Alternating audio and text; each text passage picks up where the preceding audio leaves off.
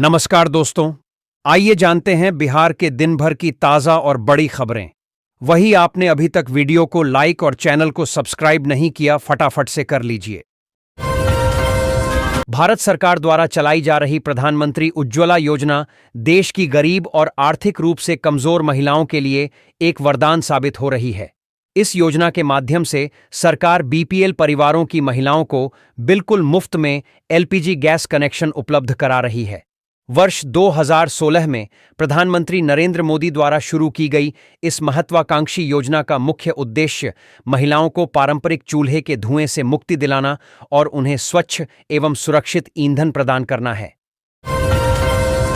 केंद्रीय कर्मचारियों और पेंशन भोगियों के लिए खुशखबरी का इंतजार खत्म होने वाला है। केंद्र सरकार 8वें वेतन आयोग को लागू करने की तैयारी में जुटी हुई है, जो 1 जनवरी 2026 से प्रभावी हो सकता है। यह फैसला देश भर के लाखों सरकारी कर्मचारियों और रिटायर्ड कर्मियों की आर्थिक स्थिति में सुधार लाने वाला साबित होगा। खासकर ग्रेड पे 2000, 2800 और 4200 श्रेणी के कर्मचारियों के लिए यह बदलाव बेहद फायदेमंद रहने वाला है। आइए विस्तार से जानते हैं कि इस नए वेतन आयोग से कर्मचारियों और पेंशनर्स को क्या लाभ मिलने वाला है। बिहार विधानसभा चुनाव से पहले शुरू हुई नीतीश सरकार की मुख्यमंत्री महिला रोजगार योजना शुरू होने के बाद शहरों में जीविका सदस्य बनने की होड़ लग गई है। नए सदस्य बनने के लिए 10 लाख नए आवेदन आए हैं। इनमें से 4.5 लाख पिछले 1 सप्ताह के हैं। महिला रोजगार योजना के तहत बिहार सरकार हर घर की एक महिला सदस्य को 10,000 रुपये पहली किस्त के रूप में दे रही है, जिसकी पहली शर्त जीविका से जुड़ना है। सहारा समूह ने सुप्रीम कोर्ट से 88 चल अचल संपत्तियों को अदानी समूह को बेचने की अनुमति मांगी है, जिनमें एमबी वैली और लखनऊ का सहारा शहर शामिल है।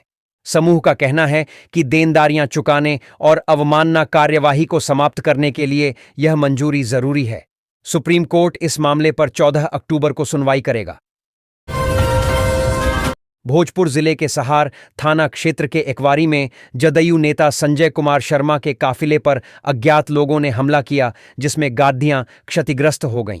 संजय शर्मा ने आरोप लगाया कि उनके राजनीतिक विरोधियों ने जानलेवा हमला किया। पुलिस के अनुसार घटना गाड़ी साइड लेने के विवाद के चलते हुई। पुलिस मामले की जांच कर रही है। हापुड़ के बाबूगढ़ में एसपी ज्ञानेंद्र सिंह ने खेतों में काम कर रही महिलाओं से मिलकर उन्हें मिशन शक्ति के बारे में जागरूक किया। उन्होंने महिलाओं को आपातकालीन नंबरों की जानकारी दी और उनकी समस्याओं जैसे शराब की लत और घरेलू हिंसा पर कार्रवाई करने का आश्वासन दिया। एसपी ने ग्रामीण क्षेत्रों में विशेष अभियान चलाने के निर्देश दिए ताकि अधिक से अधिक महिलाओं को सशक्त बनाया जा सके। बिहार में विधानसभा चुनाव का समय नजदीक आ रहा है। माना जा रहा है कि चुनाव आयोग अगले हफ्ते चुनाव की तारीखों का ऐलान करेगा और अक्टूबर के आखिर या फिर नवंबर की शुरुआत में बिहार में विधानसभा चुनाव का आयोजन किया जाएगा। इस बीच बिहार विधानसभा चुनाव 2025 से पहले सामने आए ओपिनियन पोल्स ने राजनीतिक समीकरणों को नया मोड़ दे दिया है। आइए जानते हैं कि ओपिनियन पोल के मुताबिक बिहार में कौन मार रहा है बाजी। बिहार में विधानसभा चुनावों को लेकर हलचल तेज है। राज्य में राजनीति को नेताओं के आरोप प्रत्यारोप ने और भी गर्म कर रखा है। बिहार चुनाव में पहली बार अपनी किस्मत आजमा रही जनसुराज पार्टी के सूत्रधार प्रशांत किशोर अपने बयानों से लगातार चर्चा में हैं। वो बिहार के कई बड़े राजनीतिक चेहरों पर एक के बाद एक संगीन इल्जाम लगा रहे हैं। प्रशांत किशोर ने सोमवार को बिहार के डिप्टी सीएम सम्राट चौधरी के उम्र को लेकर मुद्दा बनाया था। बिहार के सीमांचल क्षेत्र की अमौर विधानसभा सीट का जिला पूर्णिया और लोकसभा क्षेत्र किशनगंज लगता है। यह विधानसभा काफी पिछड़ी है, जिसका प्रमुख कारण इस क्षेत्र की भौगोलिक दशा है। यह विधानसभा चारों तरफ से नदियों से घिरी है। उत्तर दिशा में जहां कनकई नदी, पूर्व में कनकई के साथ महानंदा नदी, दक्षिण में दास नदी, वहीं पश्चिम दिशा में परमान नदी है। इन नदियों के जलस्तर में अप्रत्याशित वृद्धि के कारण हर साल आने वाली बाढ़ एवं नदी कटाव के कारण नदियों के किनारे बसे दर्जनों गांव के लोग न चाहते हुए दोहरी मार को वर्षों से सहते आ रहे हैं।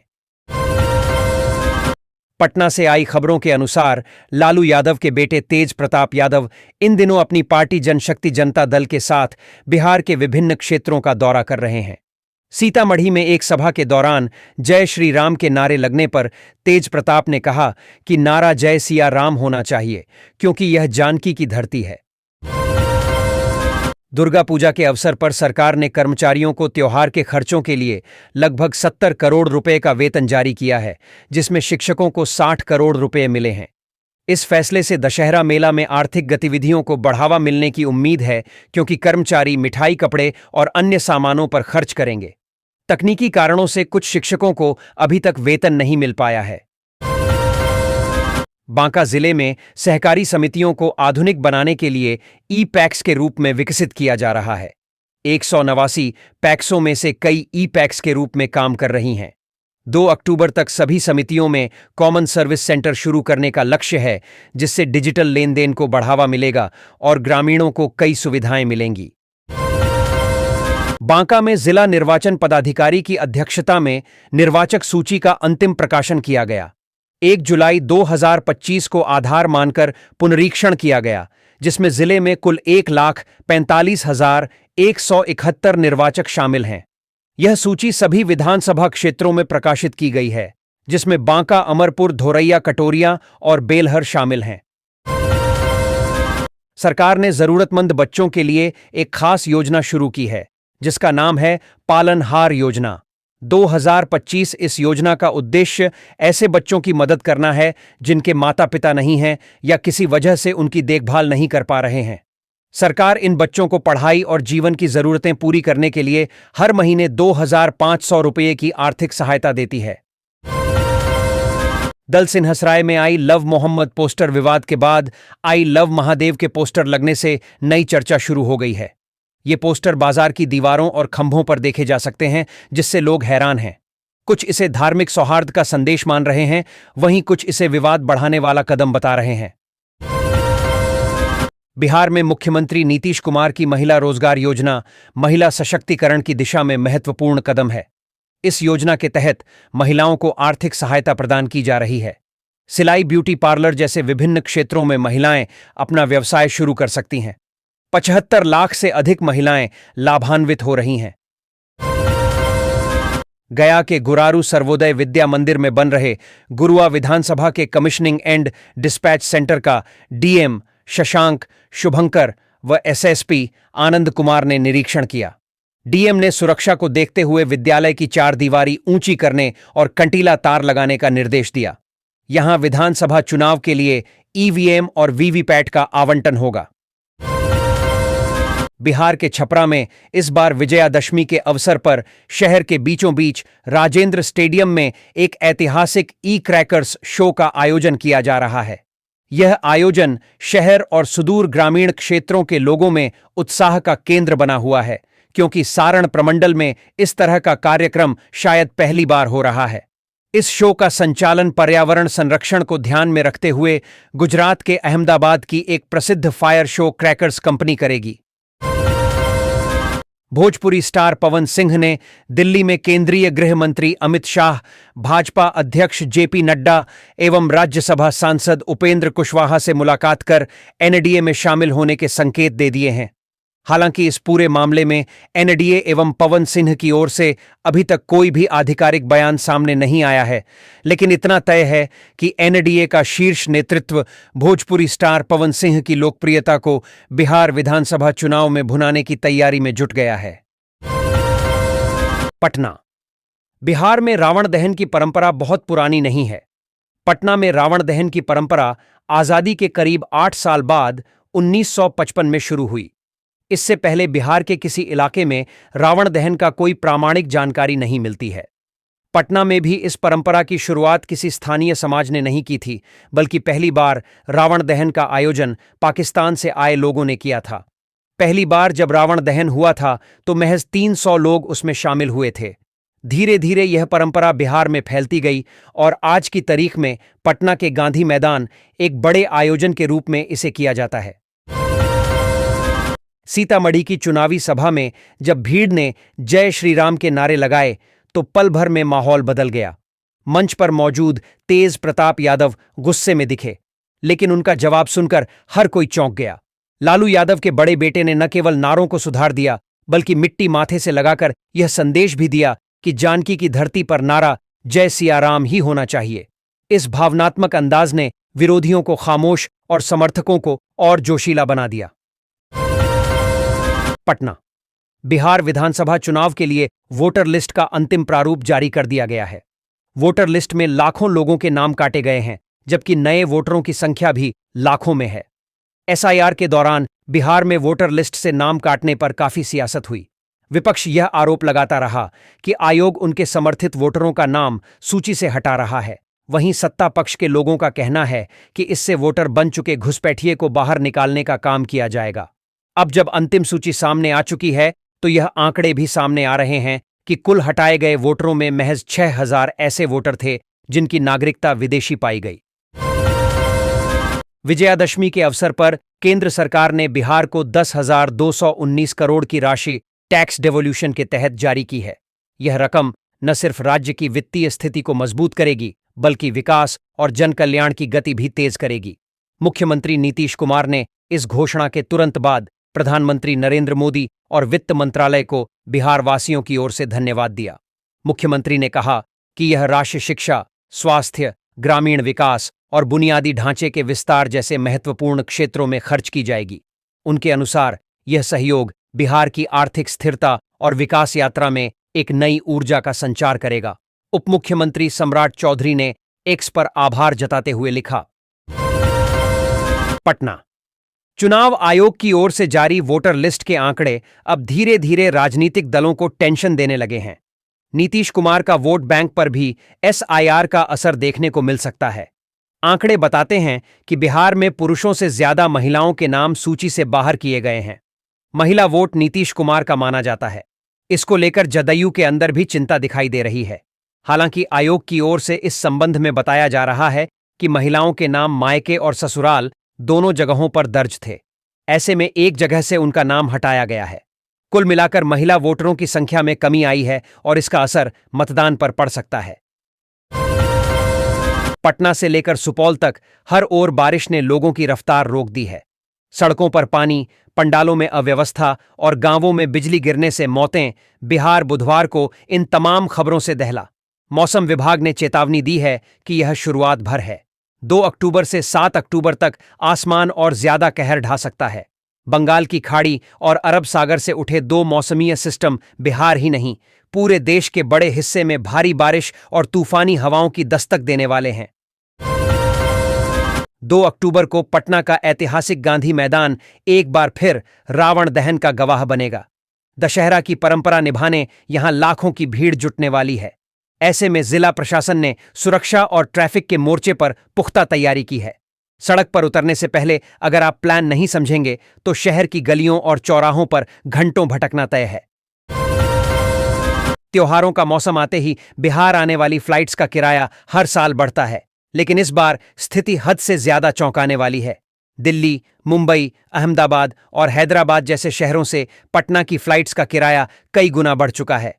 दशहरा पर जहां किराया सामान्य से 2 गुना है, वहीं दिवाली के दौरान यह 6 गुना तक पहुंच गया है। गुरुवार 2 अक्टूबर 2025 शारदीय नवरात्रि का आज अंतिम दिन है।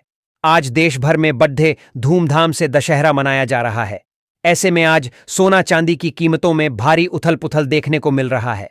इससे सोना चांदी के खरीदारों पर भी असर पड़ेगा। बता दें कि देश की राजधानी दिल्ली, जयपुर, नोएडा, लखनऊ, गाजियाबाद जैसे नॉर्थ इंडिया के शहरों में 10 ग्राम 24 कैरेट गोल्ड का रेट 1,15,920 रुपये के आसपास कारोबार कर रहा है। वहीं चांदी का भाव प्रति किलोग्राम 1,61,000 रुपये के भाव से कारोबार कर रहा है। सीएससी ऑपरेटर भर्ती 2025 लेटेस्ट अपडेट सरकार की डिजिटल इंडिया योजना के तहत युवाओं को घर बैठे रोजगार देने का सुनहरा अवसर सामने आया है। हाल ही में सीएससी ऑपरेटर भर्ती 2025 का नोटिफिकेशन जारी कर दिया गया है। इस भर्ती के तहत देश भर में युवाओं को कॉमन सर्विस सेंटर सीएससी के माध्यम से काम करने का मौका मिलेगा। खास बात यह है कि इस भर्ती के लिए न्यूनतम योग्यता केवल 10वीं पास रखी गई है। चयनित उम्मीदवारों को हर महीने औसतन 30,000 रुपये सैलरी दी जाएगी। आवेदन प्रक्रिया पूरी तरह ऑनलाइन है और उम्मीदवार आधिकारिक पोर्टल के जरिए फॉर्म भर सकते हैं। आवेदन की अंतिम तिथि अक्टूबर 2025 के अंतिम सप्ताह तक रखी गई है। भारत के एक टियर 3 कॉलेज से निकले युवा इंजीनियर ने ऐसा कमाल कर दिखाया है जिसकी चर्चा हर जगह हो रही है। 2022 में ग्रेजुएट हुए इस टेक प्रोफेशनल ने सिर्फ 3 साल में अपनी सैलरी 16 लाख रुपए से बढ़ाकर 1,60,00,000 रुपए कर ली है। पहले सैमसंग में काम करने वाले इस इंजीनियर को अब लिंक्डइन ने सीनियर सॉफ्टवेयर इंजीनियर के रूप में 95 लाख बेस पे और कुल 1,60,00,000 का पैकेज ऑफर किया है। नेटिजन्स इस जंप को देखकर हैरान रह गए। संग्रामपुर प्रखंड में हर घर नल का जल योजना विफल हो रही है। उत्तरी भवानीपुर पंचायत के वार्ड 1 और 7 में महीनों से पानी की आपूर्ति ठप है, जिससे ग्रामीण परेशान हैं। गौस नगर में स्टेबलाइजर जलने से 4 माह से पानी नहीं आ रहा, वहीं धोबहा में 1 साल से टंकी बंद है। शिकायत के बाद भी समस्या का समाधान नहीं हुआ है। चिरैया के माधोपुर पंचायत में श्मशान भूमि पर पंचायत सरकार भवन बनाने की स्वीकृति से ग्रामीण आक्रोशित हैं। ग्रामीणों ने बीपीआरओ का घेराव कर विरोध जताया और अन्य उपलब्ध भूमि पर भवन बनाने की मांग की। उन्होंने स्वीकृति वापस न लेने पर आंदोलन की चेतावनी दी है। बीपीआरओ ने उच्च अधिकारियों को सूचित करने का आश्वासन दिया है। बाल विकास परियोजना कार्यालय की पूर्व लिपिक और विधायक पुत्र के कथित ऑडियो के वायरल होने के बाद राजनीति में गर्माहट आ गई है। जदयू कार्यकर्ताओं ने विधायक नारायण साह का विरोध करने का ऐलान किया है। कार्यकर्ताओं का आरोप है कि विधायक कार्यकर्ताओं को सम्मान नहीं दे रहे हैं। वहीं विधायक नारायण प्रसाद ने ऑडियो को झूठा बताते हुए विरोधियों पर भ्रम फैलाने का आरोप लगाया है। बगहा अनुमंडल क्षेत्र में मानसून की विदाई के साथ हुई मूसलाधार बारिश से फसलों को राहत मिली है।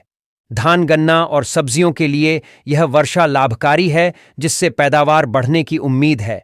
गंडक बराज से 61,400 क्यूसेक पानी छोड़ा गया। बारिश के कारण चंडी स्थान मेला परिसर में पानी भरने से श्रद्धालुओं को परेशानी हुई, कीचड़ से दिक्कतें हुईं और दुकानें भी प्रभावित हुईं। नरकटियागंज प्रखंड क्षेत्र के हरसरी पुरैनिया पंचायत में केंद्रीय कोयला एवं खान राज्य मंत्री सतीश चंद्र दुबे, बीडीओ सूरज कुमार सिंह और अंचलाधिकारी सुधांशु शेखर ने फीता काटकर पंचायत सरकार भवन और कन्या विवाह मंडप के शिलान्यास कार्यक्रम का शुभारंभ किया। इसके बाद लोगों को होने वाले लाभ की चर्चा की। पूर्णिया एयरपोर्ट ने 15 दिनों में एक और उपलब्धि हासिल की है। 15 अक्टूबर से कोलकाता और अहमदाबाद के लिए प्रतिदिन स्टार एयर की विमान सेवा शुरू होगी, जो पहले सप्ताह में कुछ ही दिन थी। यह बदलाव एयरपोर्ट अथॉरिटी और राजनीतिक नेतृत्व के सहयोग से हुआ है। उड़ानों में औसतन 90% से अधिक बुकिंग हो रही है और यात्री दिल्ली मुंबई के लिए सीधी उड़ानें चाहते हैं।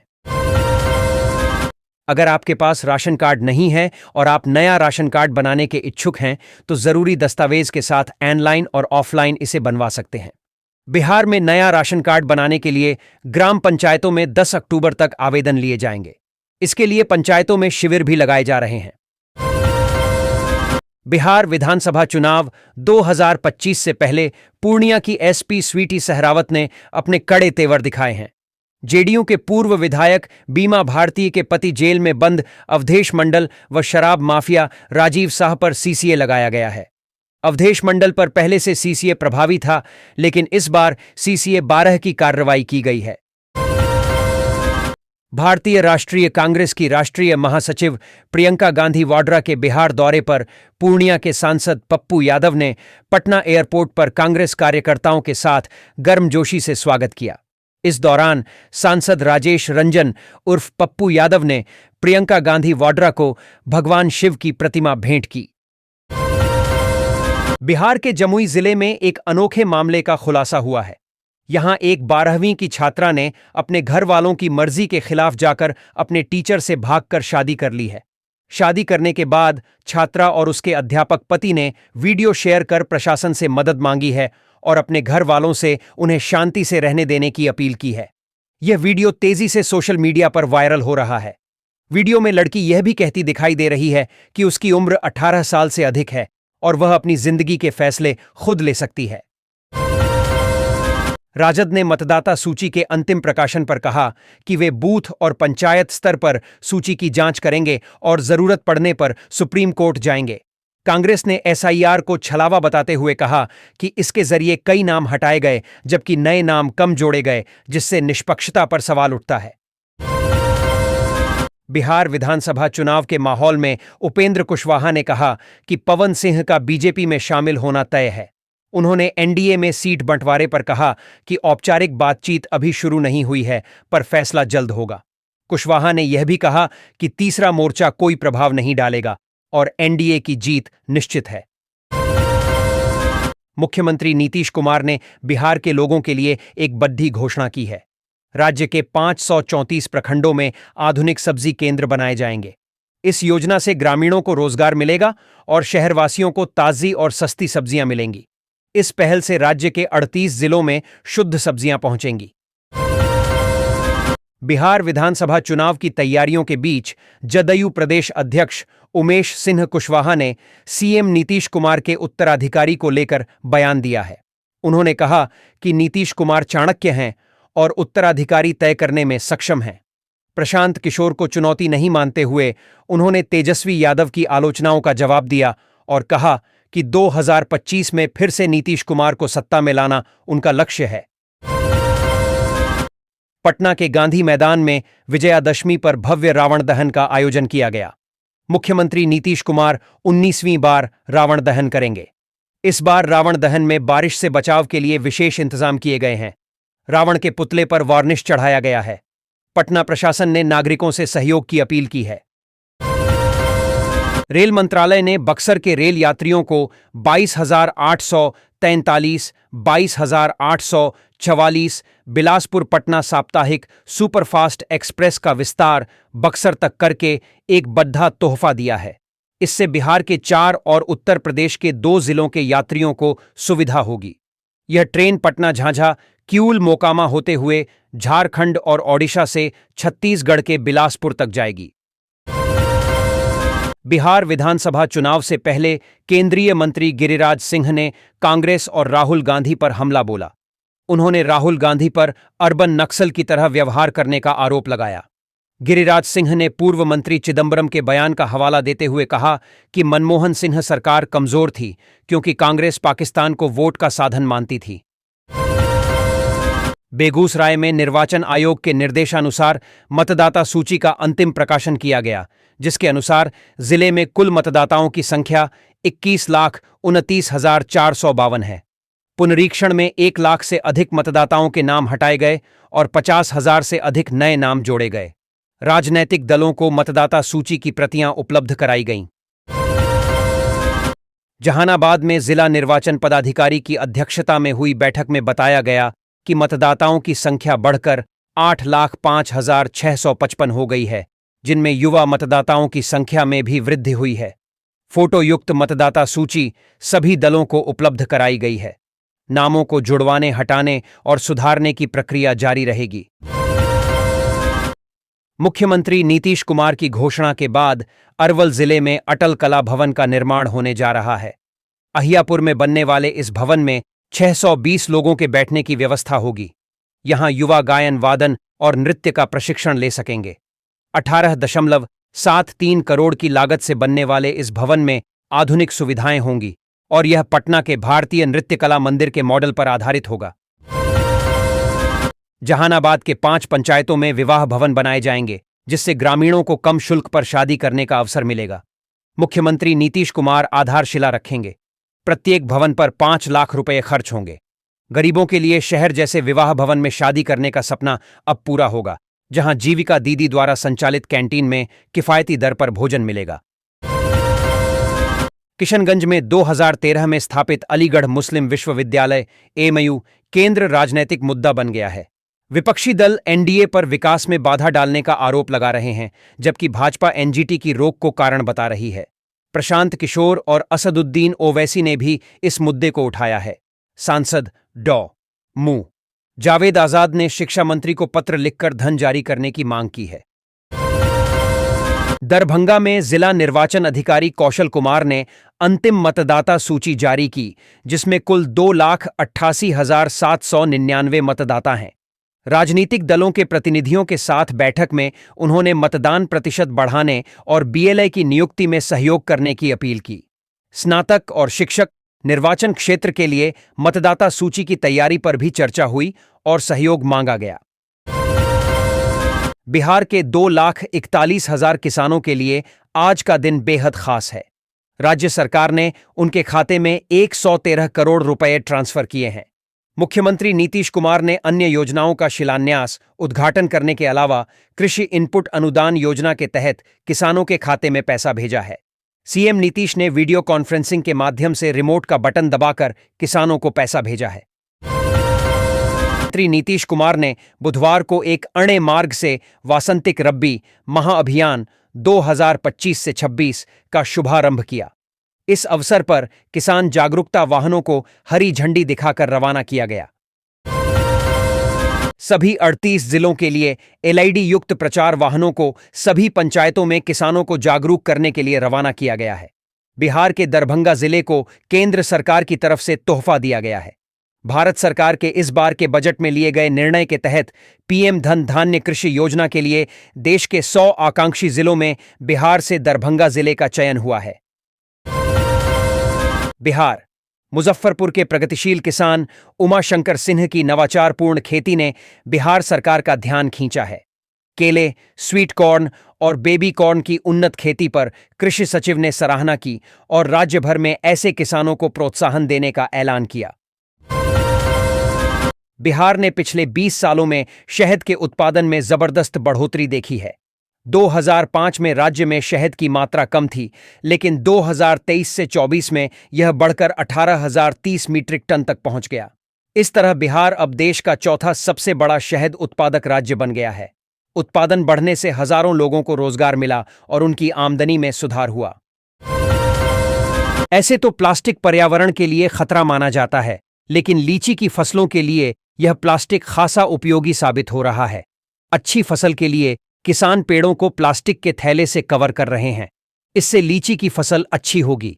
राष्ट्रीय लीची अनुसंधान केंद्र के रिसर्च के बाद किसानों को यह सलाह दी गई है। इस बार किसान अपने लीची के फलों में प्लास्टिक का उपयोग कर रहे हैं। माना जा रहा है कि पिछली बार स्टीम बग के कारण जो 30% लीची खराब हो गई थी, वह प्लास्टिक के थैले के उपयोग से बच जाएगी। राज्य सरकार ने मखाना किसानों की आमदनी दोगुनी करने के लिए एकीकृत बागवानी विकास मिशन योजना को स्वीकृति प्रदान की है। इस योजना के तहत बिहार के 16 जिलों कटिहार, पूर्णिया, दरभंगा, मधुबनी, किशनगंज, सुपौल, अररिया, मधेपुरा, सहरसा, खगड़िया, समस्तीपुर, भागलपुर, सीतामढ़ी, पूर्वी चंपारण, पश्चिम चंपारण एवं मुजफ्फरपुर में मखाना की खेती का क्षेत्र विस्तार किया जाएगा। मुख्यमंत्री नीतीश कुमार की हरित क्रांति अब सफल परिणाम देने लगा है। बिहार में सब्जी की पैदावार लगातार बढ़ रही है। आलू और आम उत्पादन में बिहार देश भर में तीसरे नंबर पर पहुंच गया है, जबकि लीची, मशरूम और मखाना उत्पादन में बिहार नंबर 1 पर बरकरार है। इसी तरह शहद, भिंडी और केला उत्पादन में भी वृद्धि हुई है। शहद उत्पादन में बिहार चौथे, भिंडी में 5वें और केला उत्पादन में 8वें नंबर पर आ गया है। सब्जियों और फलों के उत्पादन में वृद्धि के कारण बिहार सब्जी उत्पादन में देश भर में चौथे स्थान और फलों में 8वें नंबर पर पहुंच गया है। Rajendra Prasad central agricultural university, Pusa, Samastipur के एचौड़ी और अखिल भारतीय फल अनुसंधान परियोजना के प्रधान अन्वेषक professor doctor S K Singh ने कहा है कि बिहार के न्यूनतम तापमान में हो रही वृद्धि रब्बी की फसलों के लिए नुकसानदेह साबित हो सकती है। उन्होंने कहा कि फरवरी महीने में ही मौसम के बदलते तेवर और न्यूनतम तापमान में बढ़ोतरी से किसान चिंतित हैं। इससे दलहनी फसलों पर प्रतिकूल प्रभाव पड़ने की संभावना है। किसानों का कहना है कि देर से बुआई की गई चना और मसूर के पौधों में अभी फूल और फली दाना लग रहे हैं। अनुकूल तापमान न रहने के कारण इन पौधों से फूल झड़ जा रहे हैं। इतना ही नहीं, मिट्टी से नमी गायब होने के कारण समय से पहले गेहूं की सिंचाई करनी पड़ रही है। किसानों का कहना है कि मौसम का मिजाज ऐसा ही रहा तो उपज प्रभावित होना निश्चित है, जिससे किसानों का बड़ा नुकसान हो जाएगा।